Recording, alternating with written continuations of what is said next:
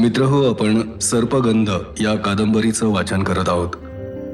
सर्पगंध या कादंबरीला आपणा सर्वांचा जो प्रतिसाद आहे तो अतिशय उत्साहवर्धक आहे आणि हा प्रतिसाद पाहून मानसी तामणकर यांनी सर्पगंध हे पुस्तक पुन्हा प्रकाशित करण्याचा निर्णय घेतलाय.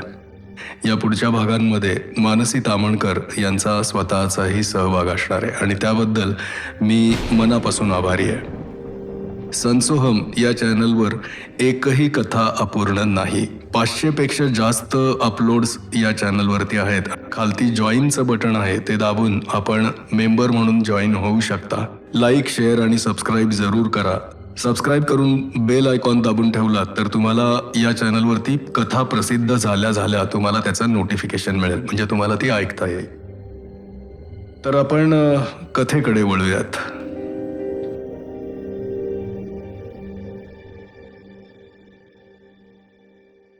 सर्पगंध प्रकरण 4. मित्रांनो, मी सुरुवातीसच तुम्हाला सांगितलंय की मी लिहित असलेली ही डायरी कुणाला वाचायला मिळेल का नाही ते मला माहीत नाही. जर ही डायरी तुम्हाला वाचायला मिळाली तर ती तुमच्यापर्यंत कशी पोहोचली याची कल्पना करणंही आता या क्षणी मला अशक्य आहे. तरीही ही डायरी मी का लिहितोय असं विचारलं तर माझ्याबरोबर तुमच्याही श्रद्धा वाढाव्यात या हेतूनच मी पेन उचललंय असंच उत्तर मला द्यावं लागेल. किंबहुना मानववंश आणि सर्पयोनी यांच्यात निर्माण झालेली अपसमजाची दरी कमी व्हावी अशीच त्या अंतरिक्ष नागांचीच इच्छा असल्यामुळे ही डायरी लिहिण्याची बुद्धी मला होत असावी. आत्ता या क्षणी मलयगिरीच्या परिसरात क्षितिजापर्यंत पसरलेल्या वारुळांच्या मुखातून असंख्य नागराज बाहेर डोकावून डुलत आहेत. त्यांच्या मुखातून बाहेर पडणाऱ्या फुतकाराबरोबर शेंद्री रंगाची उधळणही वातावरणात होतीये. आकाश आणि पृथ्वी यांच्यामध्ये अग्निस्फुल्लिंगांनी भरलेले शेंद्री रंगाचे असंख्य ढगच तरंगत आहेत. त्यामुळे इथला प्रकाशही फिकट गुलाबी झालाय. नागराजांच्या मुखातून जणू चेतनेची संयुगच अंतराळी विलास करत आहेत. पद्मनाभ आणि त्याचे सवंगडी अजून कुटीरात परत आलेले नाहीत. सुरुवातीला त्या 9 जणांचा मीच पालक आहे अशा भ्रमात मी वावरत होतो, पण आज तेच माझे रक्षण करते आणि पालक झालेत. सामान्य दिसणारी ही 9 मुलं आपापल्या कृतीनं किती सामर्थ्यवान आहेत याचाही उल्लेख मी डायरीच्या सुरुवातीस केलेला आहे. आम्ही सगळे मलयगिरीवरील सर्पमंदिरात कधी जाणार आहोत तेही ही मुलंच ठरवणार आहेत. अजून आनंद स्वामी इथे आलेले नाहीत. आई भैरवनाथही इथे आल्यापासून दृष्टीस पडलेले नाहीत आणि समजा ते दृष्टीस पडले तरीही मी त्यांना ओळखणार कसा. थोडक्यात या 9 मुलांना इथे आणेपर्यंतच्या घटनांचा नियंता मी असलो तरी यापुढच्या घटनांचा नियंता मी नाही हे माझ्या केव्हाच लक्षात आलंय. त्यामुळे इथून पुढे काय घडेल ते मी आता सांगू शकणार नाही. जसजसं घडत जाईल तसतसं लिहून ठेवण्याचं काम फक्त माझं आहे. ते मी लिहून ठेवीनच, पण वराही मातेच्या मंदिराचा पर्वत नाथाच्या मदतीनं मी, उर्मिला आणि पद्मनाभ अशा आम्ही तिघांनी उतरल्यानंतर पुढे काय झालं ते आधी सांगतो. पण ते सांगण्या इतका पुरेसा वेळ मिळतोय का नाही हे कोणास ठाऊक. श्रीवर्धन. नारळी पोफळीच्या झाडांनी शाकारलेल्या या भूमीच्या आकाशात एकाकीपणा वाढवणारं एक अनोळखी संगीत रुंजी घालत असतं. मध्यान्नीच्या सूर्यप्रकाशातही वाड्यावाड्यातून झिरपणारा अंधुक हिरवट प्रकाश इतका गूढगर्भ असतो की जगन्नियत्याला जसा कोहम असा स्वतःलाच प्रश्न विचारावा लागला तसा इथे माणसाला मी कोण आहे असा प्रश्न पडल्याशिवाय राहत नाही. श्रीवर्धनच्या या वाडीवाडीतून तुम्ही तासभर जरी एकटे फिरलात तरी आपल्या भूतकाळाच्या पाऊलखुणा समुद्राच्या लाटात वाहून जात आहेत असा भास तुम्हाला होतो. तिथल्या गूढगर्भ प्रकाशात भविष्याच्या खुणा तर दिसत नाहीतच, पण यामुळे आपण म्हणजे एक न संपणारा वर्तमान आहोत अशी विचित्र जाणीव शरीराच्या तन्मात्रात झिरपू लागते. दुपारी 1:30च्या सुमारास आम्ही सगळे श्रीवर्धनला पोहोचलो. उर्मिलाचं घर चौकर पाखाडीत होतं. चौकर पाखाडी म्हणजे श्रीवर्धनमधल्या एका आळीचं नाव. घर म्हणजे चौसोपी वाडा होता. वाड्याचं मागील अंगण भरपूर मोठं, तेवढंच मोठं तुळशी वृंदावन आणि अंगणानंतर नारळी पोफळीची विस्तीर्ण वाडी. वाडीचं शेवटचं टोक समुद्र किनाऱ्याला जाऊन मिळत होतं. प्रथम दर्शनी उर्मिलाच्या घराचं एक वैशिष्ट्य माझ्या लक्षात आलं. ओटी, पडवी, माजघर, दिवाणखाना सगळ्या ठिकाणी शिसवी लाकडाचे नक्षीदार झोपाळे डुलत होते. एकूण 17 झोपाळे तिच्या घरात होते. पुढल्या आणि मागल्या अंगणात लाकडाच्या स्टँडवर जुळणारे आणखी 3-3 झोपाळे होते, ते वेगळेच. घरात शिरताना एकाच वेळी असंख्य विचार माझ्या मनात येत होते. उर्मिलाचा नवरा घरात असेल का? घरात असेल तर तो आपलं स्वागत कसं करेल आणि तो कसा दिसत असेल? मी आणि उर्मिला गेले कित्येक दिवस पती पत्नीसारखेच राहत होतो, म्हणजे समाजाच्या दृष्टीनं आम्ही व्यभिचारी होतो. संस्कृतीच्या दृष्टीनं उर्मिलाच्या नवऱ्याचा हा विश्वासघातच होता. अर्थात ज्यानं आपल्या पत्नीचा विश्वासघात केला होता त्याला पत्नीच्या चारित्र्यावर विश्वास ठेवण्याचा अधिकार असतो का नाही, हाही एक मुद्दा होताच. पण हा वकिली मुद्दा होता, त्यामुळे उर्मिलाच्या आणि माझ्या संबंधांना संस्कृती रक्षक प्रतिष्ठा कशी देणार होते? मी उर्मिलाकडे पाहिलं. माझ्या मनात आलं, या क्षणी उर्मिलाला माझ्याविषयी काय वाटत असेल. पण उर्मिला माझ्याकडे पाहून मनमोकळं हसले. तिच्या मनात माझ्याप्रमाणे नीती आणि तिचं वादळ उठलेलं दिसत नव्हतं. मी तिच्याकडे पाहून म्हटलं, स्त्री कळणं कठीण आहे. या पृथ्वीवर जशी असंख्य रहस्य आहेत तशी स्त्रीच्या मनातही असंख्य रहस्य दडलेली असतात, हे खरं आहे. या रहस्यांची उकल तिला तरी होते का? उर्मिला पुन्हा मधुर हसली. तिचं हास्य आश्वासक होतं. ती म्हणाली, स्त्रीचं मन रहस्यमय असतं याची नुसती जाणीव जरी झाली ना तरी स्त्री कळायला लागते. आणि सिद्धनाथ, अशी उकल करायला समोर खूप आयुष्य पडले हो. आता तुम्ही हातपाय धुवून घ्या, मी चविष्ट दडपे पोहे करते. त्यावर ताव कसा मारायचा याचा विचार करायला सुरुवात करा. पण तुझे पती? नाही म्हटलं तरी माझ्या स्वरातला संकोच लपू शकला नाही. पती हा परमेश्वर असतो आणि परमेश्वर वेळेवर कधीच भेटत नसतो. उर्मिलाच्या स्वरात व्यंगाचा विखार होता. ती आसपास बघत म्हणाली, त्यांची गाडी इथे दिसत नाहीये म्हणजेच ते घरात नाहीयेत. पण उर्मिला, तू माझा परिचय त्यांच्याशी काय करून देणार? मी विचारलं.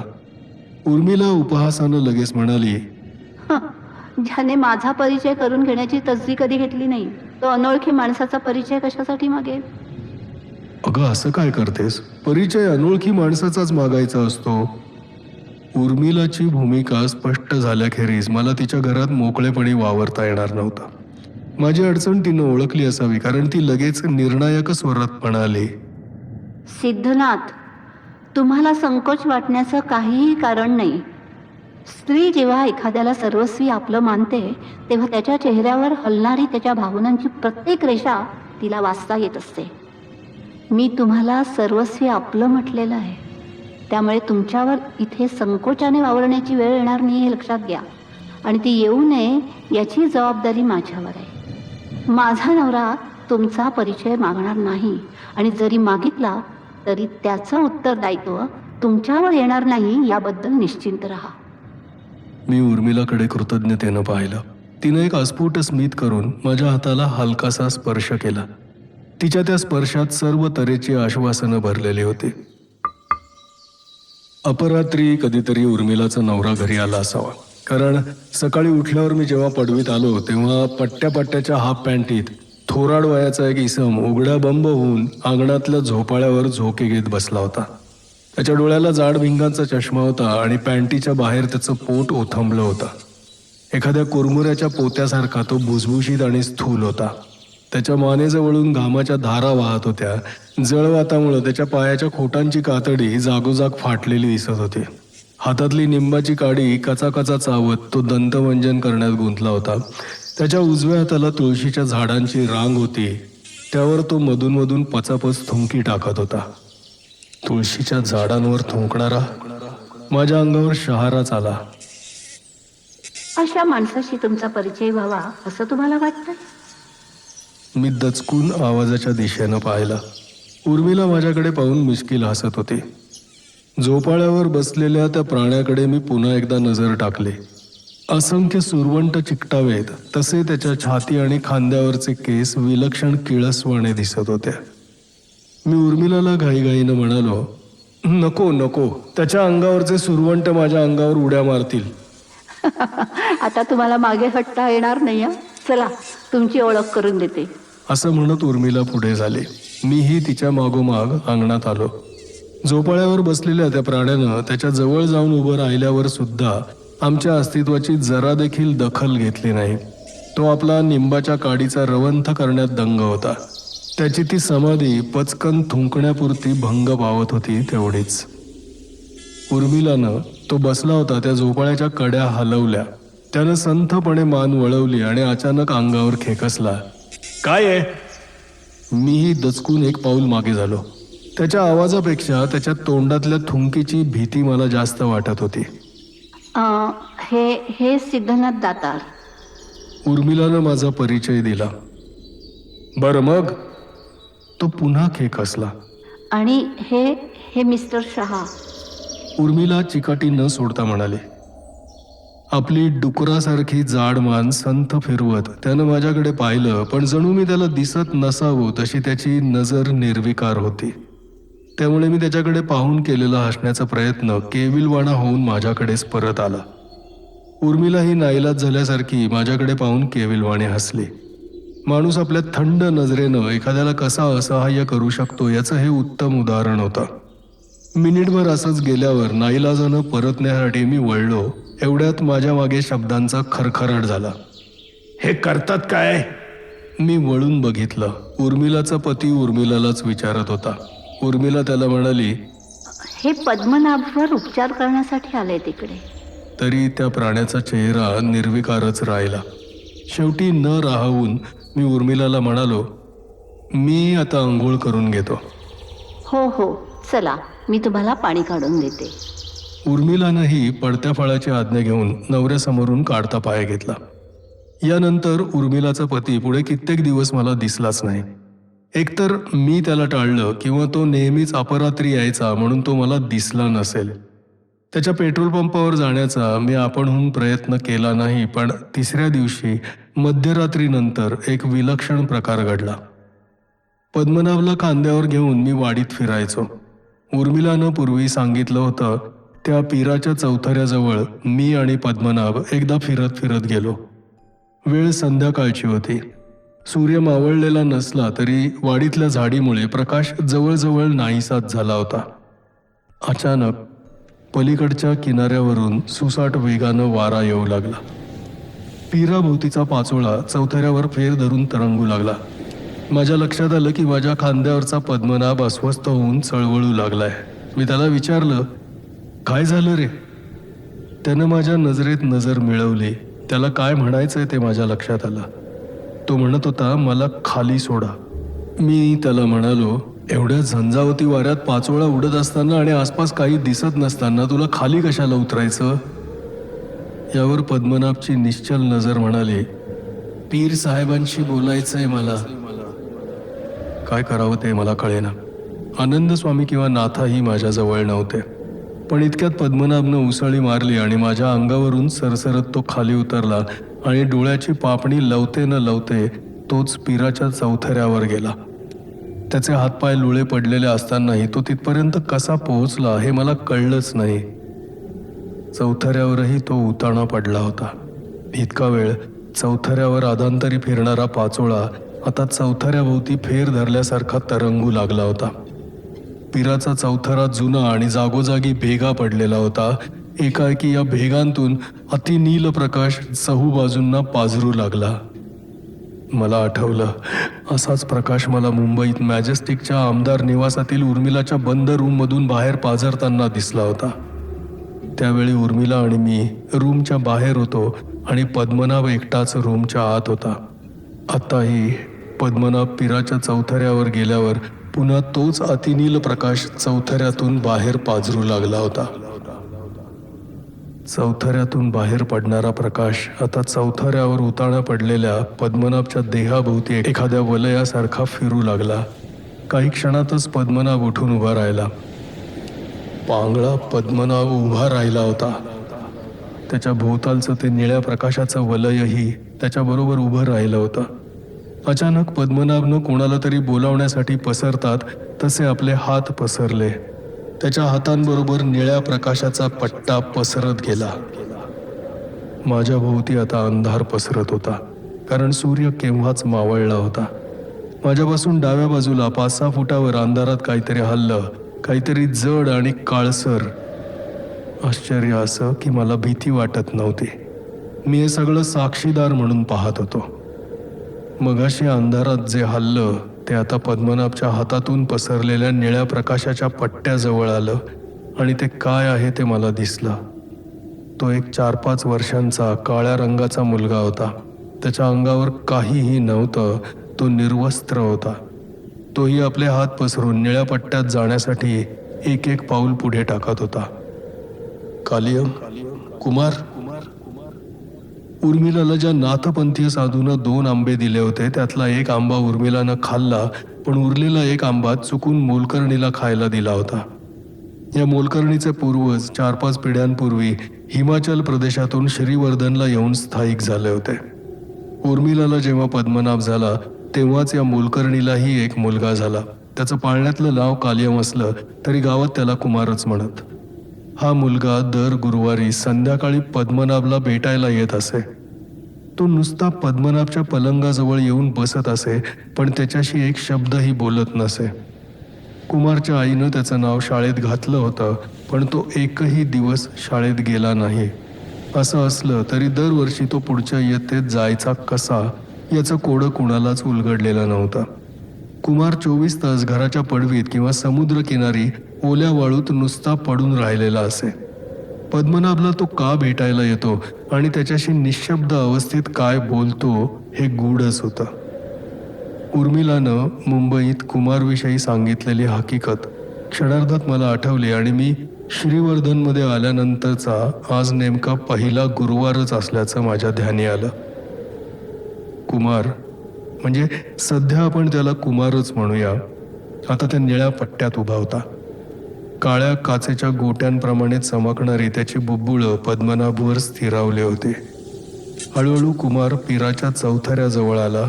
त्यानं चौथऱ्याला स्पर्श केला आणि क्षणार्धात समोरचं दृश्य बदललं. चौथऱ्याच्या जागी आता एक पिवळ्या गवतापासून तयार केलेली विशाल झोपडी दिसू लागले. आश्चर्य असं की मीही आता झोपडीतच उभा होतो. माझ्या समोर एका दगडी चौथऱ्यावरच बलदंड अवलिया बसलेला होता. त्याची तांबूस आणि सतेज अंगकांती झोपडीत पाझरणाऱ्या प्रकाशाशी एकरूप झाली होती. त्यानं आपल्या मस्तकावरचे तांबूस सोनेरी केस उलटे वळवले होते. ते त्याच्या खांद्यावरच रुळत होते. त्याचा चेहरा अंडाकृती होता. नाक एखाद्या सुरीसारखं धारदार होतं. पापण्या कमळाच्या पाकळ्यांप्रमाणे पातळ आणि नाजूक होत्या. त्याच्या डोळ्यांची बुबुळं गर्द तपकिरी आणि चकाकणारी होती. तो मधून मानेला डावी उजवीकडे झटका देऊन फिरवत होता. त्यामुळे प्रत्येक वेळी त्याचे तांबूस सोनेरी केस पुढे येऊन त्याचा चेहरा अर्धा झाकायचे. याच वेळी तो आपली बुबुळं ऊर्ध्व दिशेला नेत उलटी फिरवायचा.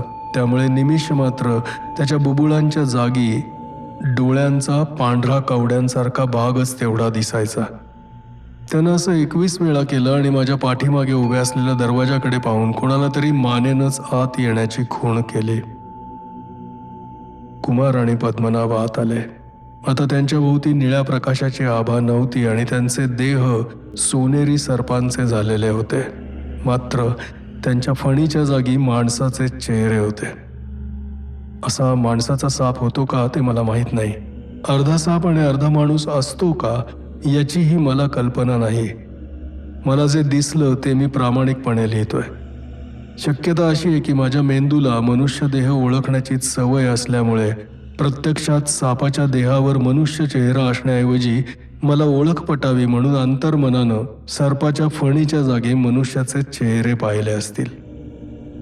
मी एका प्रचंड घटना मालिकेतून जराही उसंत न मिळता प्रवास करत होतो आणि माझ्या कुवतीनुसार मी ते प्रसंग समजून घेण्याचा आणि पाहण्याचा प्रयत्न करत होतो.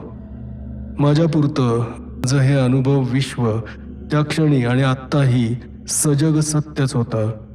तुम्हाला जर सर्पाच्या जागी मनुष्याचा चेहरा विचित्र वाटत असेल तर यापुढे आपण पद्मनाभ आणि कुमार अशी फक्त नावच वापरूया. तर पद्मनाभ आणि कुमार त्या अवलिया समोर येऊन उभे राहिले. अवलिया आम्हा सगळ्यांना उद्देशून म्हणाला, मेरे बेटो, तुम पर मुसीबत आने वाली है. ये दोनों अपने आप को संभाल लेंगे, लेकिन तुम. अवलिया माझ्याकडे बोट करून म्हणाला. त्यांचा आवाज माझ्या सर्व संवेदना भारून टाकत होता. लेकिन तुम इस मुसीबत से पहले सावधान हो जाना, क्योंकि तुम्हें इन दोनों के लिए और इनके 7 दोस्तों के लिए जिंदा रहना है. अवलियाच्या बोलण्यानं मी हादरलो. नेमकं कोणतं संकट माझ्यावर येणार होतं. मी अवलियांना नम्रपणे म्हणालो, अब्बाजान, गुस्ताखी माफ, लेकिन मुझ पर कौन सी मुसीबत आने वाली है. अवलियांनी गूढ स्मित केलं आणि ते म्हणाले, बेटा, तुम्हारे अपने ही गलती करेंगे. मेरे अपने? हाँ, लेकिन मेरे अपने तो ये है. पद्मनाभ आणि कुमारकडे बोट दाखवत मी म्हणालो, ऐसा तुम कहते हो, लेकिन तुमने इन्हें अभी तक अपना नहीं माना है.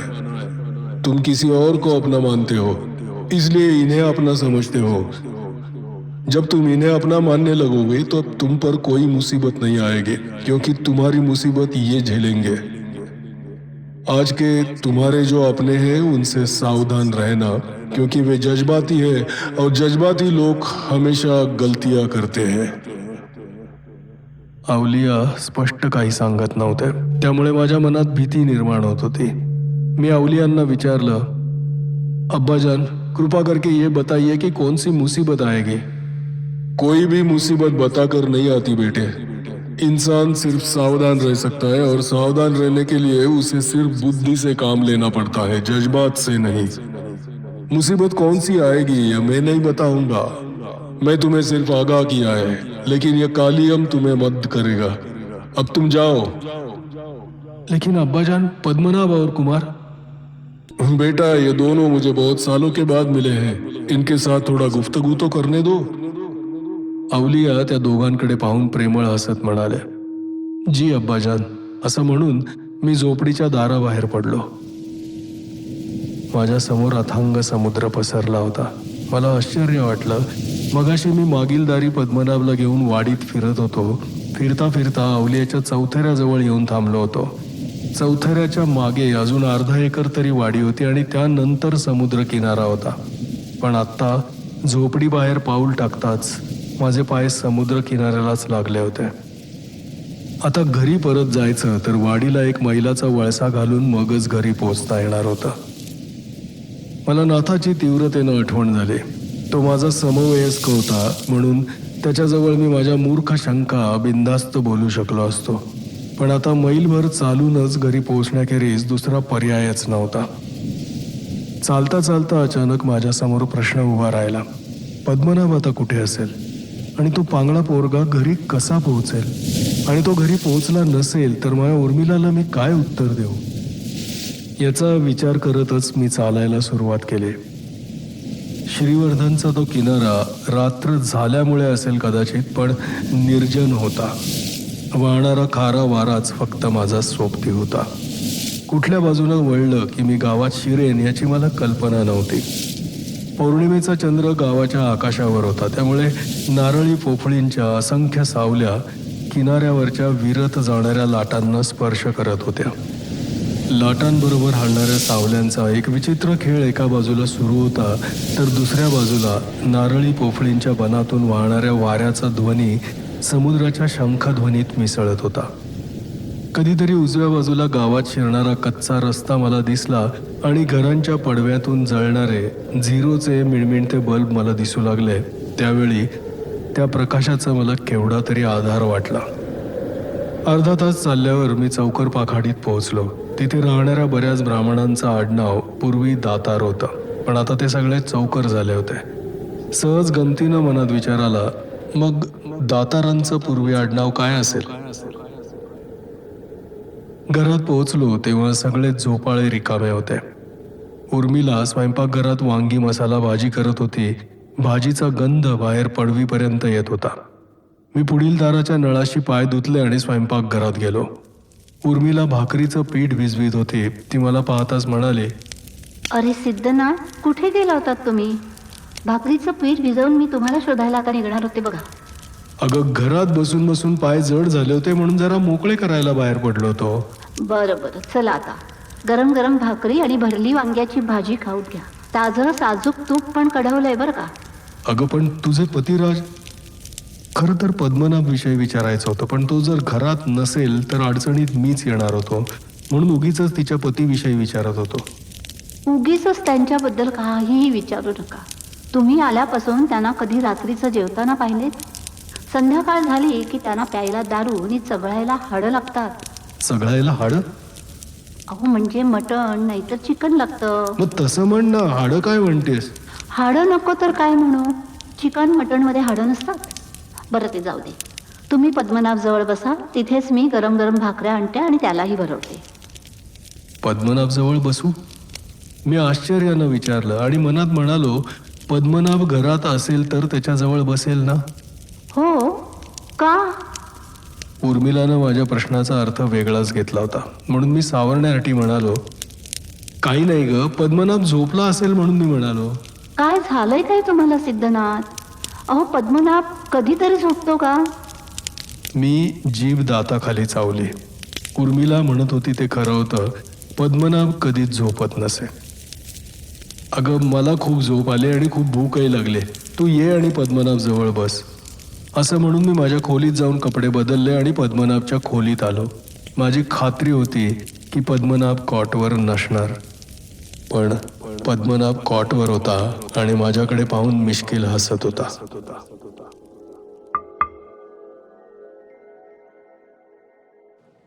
त्या दिवशी अचानक मला समुद्र स्नानाचा मूड आला. तसा श्रीवर्धनचा किनारा उथळ असल्यामुळे समुद्र स्नानाला योग्य नव्हता. जिथे किनारा लगेच खोल होतो तिथे समुद्र स्नानाला मजा येते. गोव्याचा किनारा तसा आहे, म्हणून प्रवाशांमध्ये गोव्यात समुद्र स्नान खूप लोकप्रिय आहे. पण श्रीवर्धनसारख्या उथळ किनाऱ्यावर समुद्र स्नान केलं तर पाण्याऐवजी पाण्यातून ओली वाळूच अंगाला जास्त लागते. तर ही एक वेगळा अनुभव म्हणून मी समुद्र स्नानाला जायचं ठरवलं. सकाळचे 6 वाजले होते. उर्मिलालाही माझ्याबरोबर यायचं होतं, पण गावासाठी मी परपुरुष होतो म्हणून माझ्याबरोबर तिनं स्नान करणं बरं दिसलं नसतं. तिला हिरमुसली ठेवूनच मी किनाऱ्यावर आलो. किनाऱ्यावर कोणीही फिरायला आलेलं नव्हतं. तुरळक ठिकाणी काठावरच्या कोरड्या वाळूत लोक शौचाला बसले होते, तेवढंच. मी कपडे उतरवून हाफ पॅन्टीवर समुद्राच्या पाण्यात बराच आत चालत गेलो तेव्हा कुठे पाण्याची खोली कंबरभर मिळाली. मी पाण्यात डुंबायला सुरुवात केली. साधारण अर्धा पाऊण तास डुंबल्यावर माझे डोळे खाऱ्या पाण्यानं झोंबायला लागले. उलट्या हातानं मी डोळे पुसले आणि दूर क्षितिजापर्यंत पोहोचलेल्या पाण्याच्या रेषेकडे पाहू लागलो. एकाएकी माझ्या लक्षात आलं की क्षितिजाला जिथं पाण्याची रेषा टेकली होती तिथे एक काळा ठिपका पाण्याच्या पृष्ठभागावर तरंगत होता. मी बराच वेळ त्या ठिपक्यावर नजर केंद्रित करून पाहत राहिलो आणि माझ्या लक्षात आलं की तो ठिपका हळूहळू मोठा होतोय. आता तो ठिपका म्हणजे एखाद्या मरून पडलेल्या प्राण्याच्या देहासारखा तरंगत माझ्या दिशेनं पुढे सरकत होता. कोवळ्या उन्हात त्या देहाची काळी पाठ चकाकत होती. अचानक मला जाणीव झाली की तो मृतदेह आणि मी यांच्याखेरीज त्या अथांग पाण्यावर दुसरं कोणीही नव्हतं. इतकंच काय तर आकाशात एक पक्षीही उडत नव्हता. नाही म्हटलं तरी माझ्या अंगावर अनामिक भीतीचा काटा सरसारला. त्या देहाचे पाय आणि डोकं पाण्यात बुडाल्यामुळे 4-5 फुटावरून तो देह माणसाचा आहे का प्राण्याचा याचा अंदाज येत नव्हता.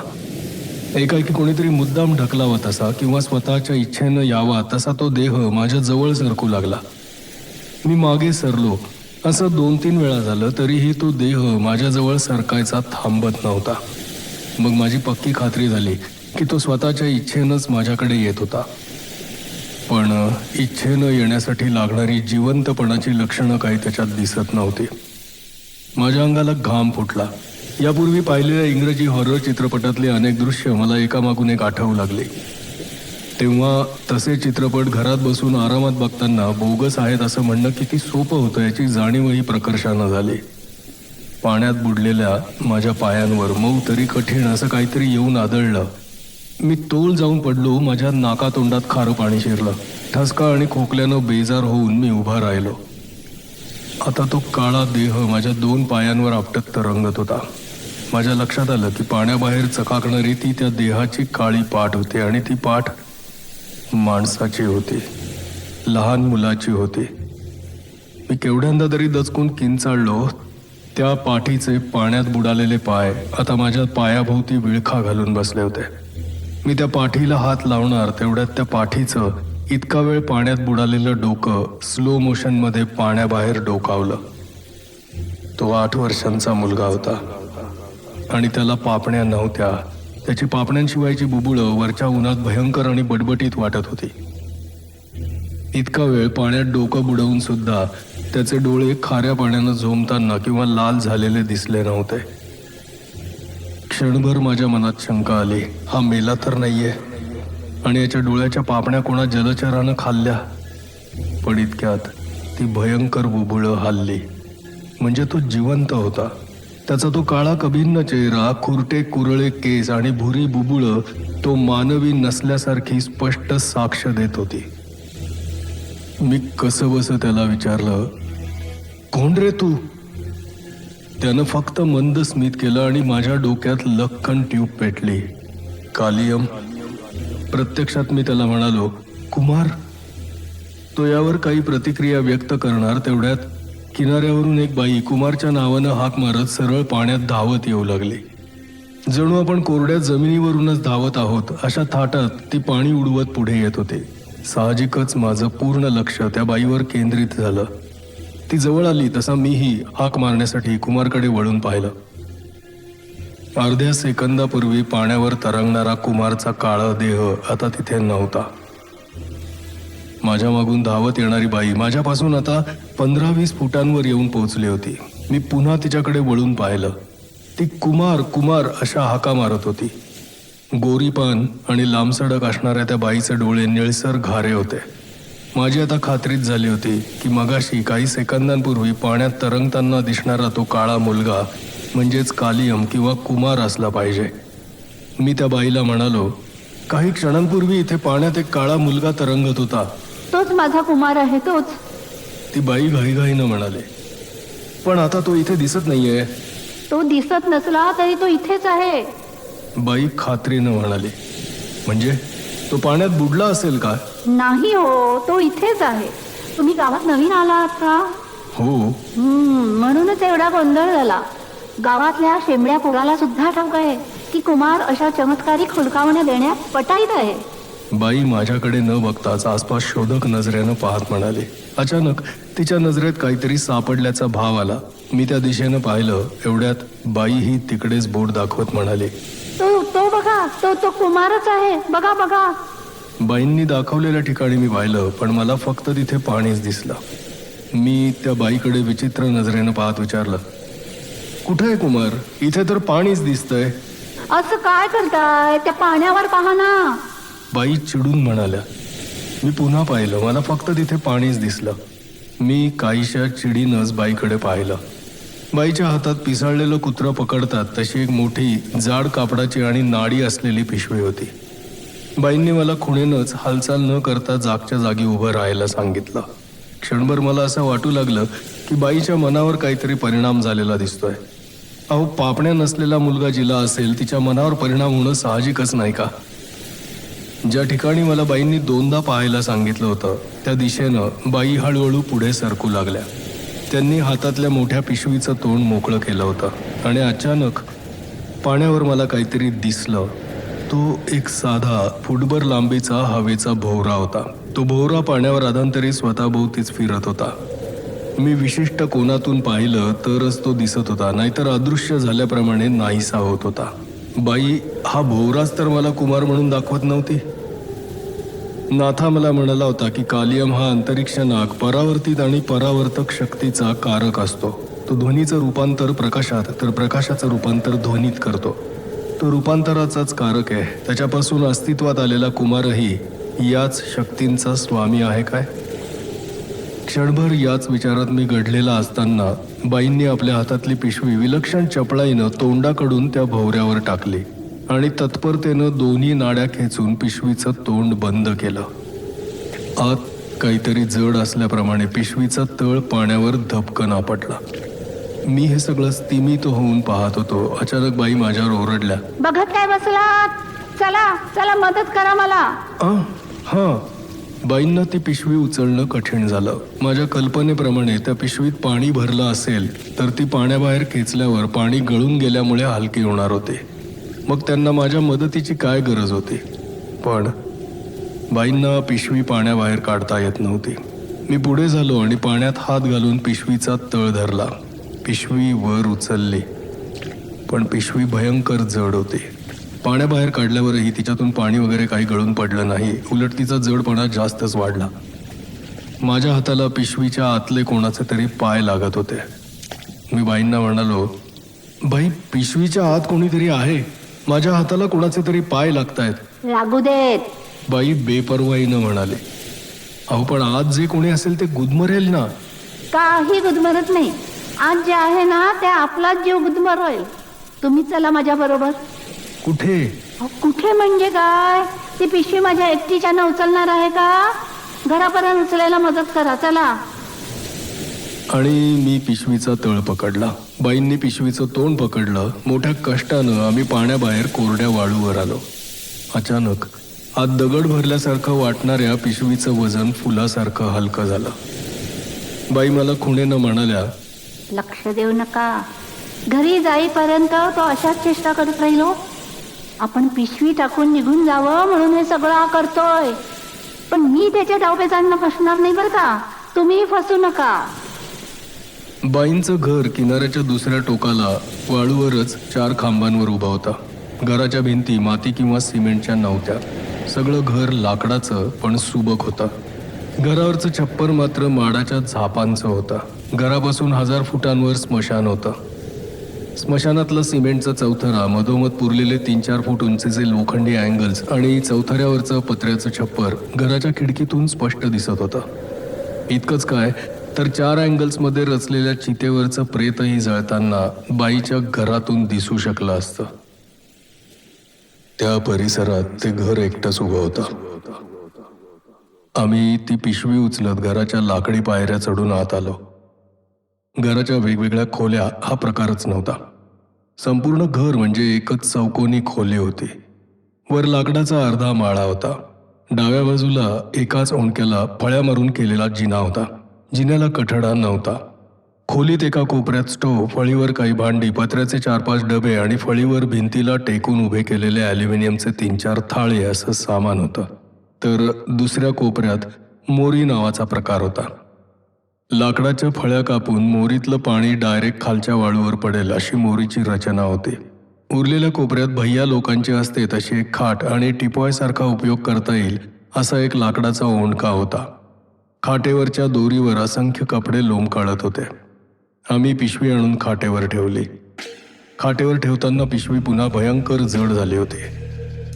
आता थोडा चहा घ्या, बाई म्हणाल्या. त्या सगळं आज्ञार्थक बोलत होत्या. मला खरोखर चहाची गरज होती. तरी पण एकदम हो म्हणायचं नाही म्हणून म्हणालो, नाही हो, नको. का चहा घेत नाही? नाही तसं नाही, पण आता खूप उशीर झालाय. अहो बसा हो. उशीर कसला? उर्मिला ताईंना मी सांगेन हो. म्हणजे तुम्ही? हो हो, मी तुम्हाला ओळखते. तुम्ही उर्मिला ताईंचे पाहुणे आहात आणि तुमचं नाव सिद्धनाथ दातार आहे. आणि उर्मिला ताईंशी तुमचे तसे अनैतिक संबंधही आहेत. बाईचं बोलणं ऐकून माझी दातखिळच बसायची वेळ आली. एखाद्याला त्याचे कुणाशी तरी अनैतिक संबंध आहेत असं तोंडावरच सांगणं म्हणजे कमालच झाली. ही बाई एका चेष्टा. ती अधिक बोलू नये म्हणून मी तिला चटकन म्हणालो, हे पहा, मी चहा पिऊन जाईन, तुम्ही चहा करा पण जरा लवकर. आत्ता 5 मिनिटात करते. असं म्हणून बाई माझ्याकडे आपला विजय झाल्यासारखं हसून पाहत स्टोव्ह जवळ गेल्या. चहाचं पाणी स्टोव्हवर चढवत असताना मी त्यांना म्हणालो, या पिशवीचं तोंड तुम्ही कधी उघडणार?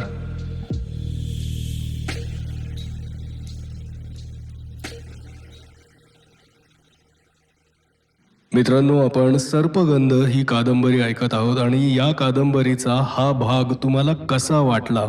मला उत्सुकता आहे तुमच्या कॉमेंट्सची. लाईक, शेअर आणि सबस्क्राईब केलं नसेल तर करून ठेवा आणि बेल आयकॉनचं बटन दाबून ठेवा. पुढच्या भागासाठी संसोहम या चॅनलला भेट द्यायला विसरू नका. पुढच्या भागामध्ये आपण नक्कीच भेटू. तोपर्यंत बाय बाय.